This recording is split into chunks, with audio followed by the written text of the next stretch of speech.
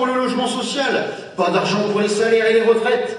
En quelques jours, en une nuit, sur le territoire national, 200 milliards pour sauver les banquiers. Sur le territoire européen, 2000 milliards.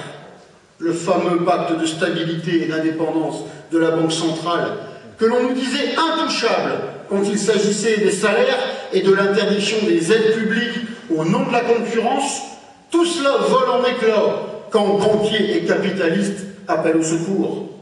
Alors, beaucoup de ceux qui, hier, autour de nous, pensaient sincèrement qu'on ne pouvait faire autrement, descendent dans la rue avec nous pour dire « ce n'est pas à nous de payer leur crise, pas d'aide publique sans contrepartie pour l'emploi, contrôle de l'utilisation des fonds publics, et surtout, des sous pour les salariés, pas pour les banquiers !»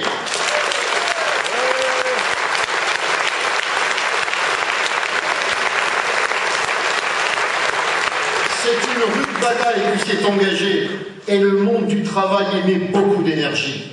Ainsi, quand Barroso rassure les patrons de l'automobile sur leur droit à licencier et à délocaliser malgré les aides publiques, les 200 délégués de Renault réunis à Sandouville lui répondent qu'il n'est pas question de se laisser faire.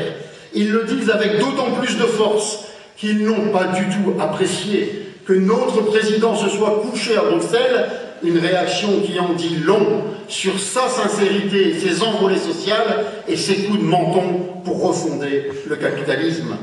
Ces exigences populaires sont au cœur du mouvement qui a pris un élan extraordinaire le 28 janvier. Un mouvement unitaire qui a connu de nouveau un développement impressionnant le 19 mars et que nous espérons tous ensemble plus fort encore à l'occasion des manifestations unitaires depuis la fin de la guerre. C'est la première fois à l'occasion du 1er mai.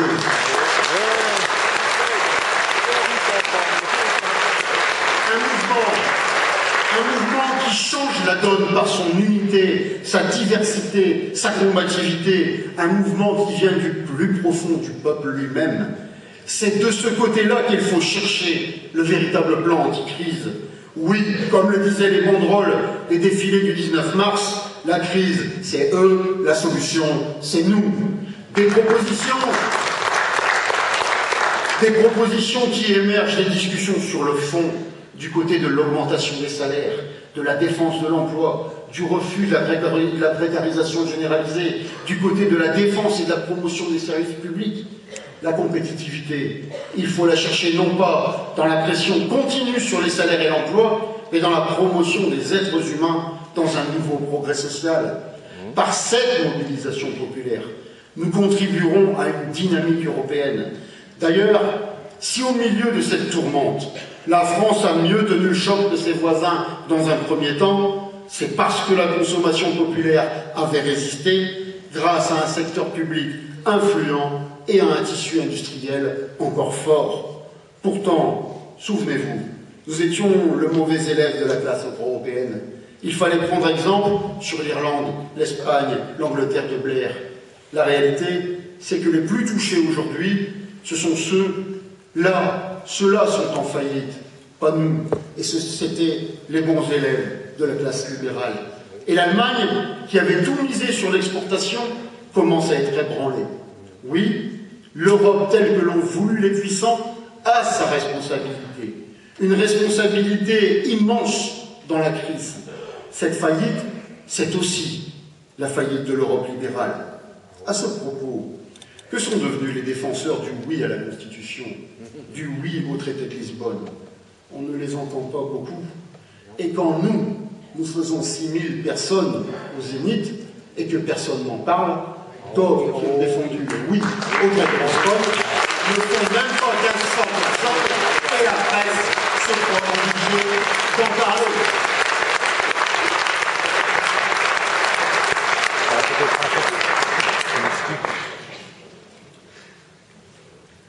Hier, ça a été dit par Marc, mais je veux le redire, ils n'ont pas voulu entendre les avertissements que nous lancions. Ils sont restés sourds à la montée de la défiance populaire grandissante envers cette Europe des marchés et de la concurrence. Ils ont même fait le coup de force, avec la droite, de refuser un référendum sur le traité de Lisbonne conforme de la Constitution rejetée, en s'assurant une majorité au Parlement avec le Sénat réuni à Versailles. Que chacun s'en souvienne demain, quand il s'agira d'envoyer des représentants, non seulement au Parlement européen, mais également au Parlement national. On ne trouve plus grand monde non plus pour défendre les mérites du libéralisme, des privatisations, de la déréglementation, de la libre circulation des capitaux et de la concurrence. Vous l'avez sans doute remarqué, changer d'Europe est devenu le slogan à la mode, à droite, au centre, à la fausse gauche. Comment pourrait-il en être autrement lorsque le discrédit s'abat chaque jour un peu plus sur la maison bleue étoilée?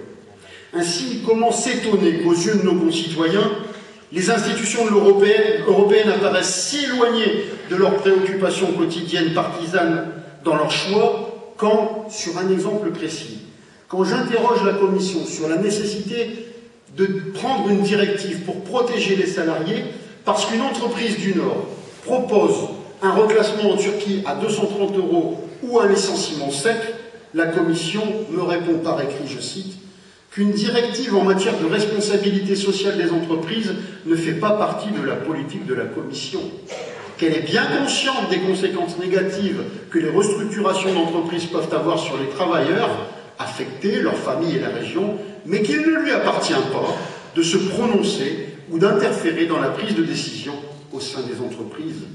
Comment voulez-vous que les salariés rencontrent l'Europe avec de telles réponses?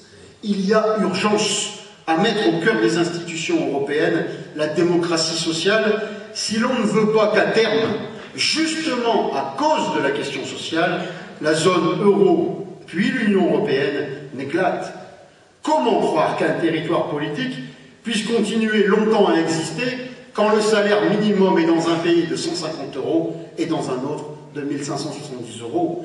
Quand un pays de l'Europe est à la 2e place mondiale pour le développement des êtres humains et que son voisin de l'autre côté de la mer Baltique est à la 50e place, lorsque, de plus en plus, la Cour d'injustice plutôt européenne matraque sans cesse les salariés. 3 petits exemples ultra rapides. Décembre 2007, on condamne un syndicat qui voulait s'opposer à ce que l'armateur ne transfère son bateau en Estonie pour payer les salariés moins cher. Décembre 2007, on condamne à nouveau des syndicats pour s'être opposés à ce que des salariés soient payés en dessous des conventions collectives. Avril 2008, la Cour condamne le Land de Basse-Saxe, coupable d'avoir institué un salaire minimum s'imposant à toute entreprise de construction obtenant un marché public. Dans les 3 cas, la raison de fond invoquée par la Cour pour justifier sa décision encourageant le dumping social a été la même. Le droit communautaire interdit toute mesure susceptible de rendre moins attrayantes les conditions faites à une entreprise d'un autre État, car cela constitue une restriction à la libre prestation des services ou à la liberté d'établissement, lesquelles comptent parmi les libertés fondamentales garanties par le traité. Ainsi donc, la liberté fondamentale de respecter le droit de vie du peuple palestinien n'est inscrit nulle part, mais le droit de vendre des marchandises en toutes circonstances, en s'en prenant en permanence aux droits des salariés, ça c'est une liberté fondamentale.